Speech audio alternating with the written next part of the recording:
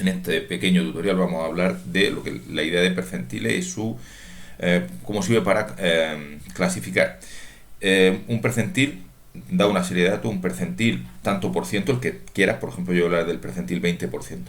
Es un valor de forma que el 20% de los datos quedan por debajo de ese valor y el 80% por encima. Por lo tanto sirve para clasificar. La orden para hacer percentiles es la orden cuantile. Pues si nosotros queremos calcular el percentil, por ejemplo, 20% de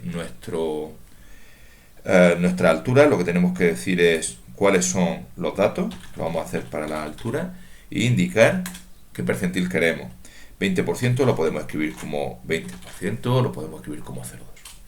Y si lo veis aquí pone 20%, 1,63, que quiere decir el 20% de la altura están por debajo o igual que 1,63 y el 80% están por encima de 1,63. ¿Cómo puedo yo comprobarlo? Sabiendo que esto nunca es exacto del todo, porque por mucho que queramos tenemos solo 20 datos y tal, pero ¿cómo puedo hacerlo? Pues lo que puedo hacer es ver cuántas alturas hay por debajo de 1,63,51, ver cuántas alturas hay y ver efectivamente qué proporción debería de estar por debajo, que ya sabemos que debería ser el 20%. Eso nos enseña una cosa que es filtrar. Vamos a quedarnos con alturas por debajo. ¿Cómo me puedo quedar con las alturas que son menores o iguales que 1,63? Pues lo único que hay que hacer es decir que yo quiero dentro de las alturas, es una lista, entonces abro y cierro corchete y dentro pongo la condición. Me quiero quedar con alturas que sean menores o iguales que, voy a pasar por el papeles, que 1,63, etc.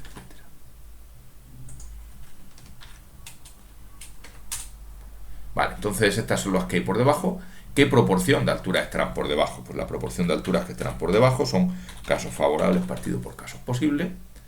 Las alturas, pero no solo valores, sino claro, cuántas hay, o sea, el número de alturas que hay por debajo, partido por el número total de alturas. Eso me dirá qué proporción hay por debajo.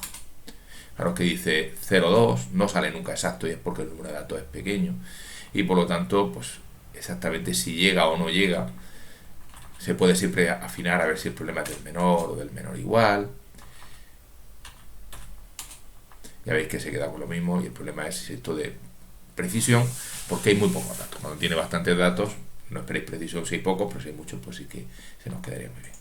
El uso habitual de los percentiles es clasificación. Entonces, imaginemos, por ejemplo, que nosotros lo que queremos es clasificar nuestra altura y lo que queremos es clasificar a la gente en baja, normal, alta. Entonces podemos pensar, tomar una decisión, que por supuesto en un ejercicio no lo darían, que el 20% de las alturas más pequeñas lo vamos a considerar bajo, el 20% de las alturas más altas los vamos a considerar altos y el 60% restante pues vamos a considerar que son alturas normales. Entonces, si lo pensáis, nosotros lo que estamos pensando es un esquema del siguiente tipo. Nosotros vamos a tener el menor valor, luego vamos a tener un cierto valor que va a ser donde empiezan, digamos, los normales o donde acaban los bajos, por decirlo de alguna forma. Luego tendremos aquí un S donde terminan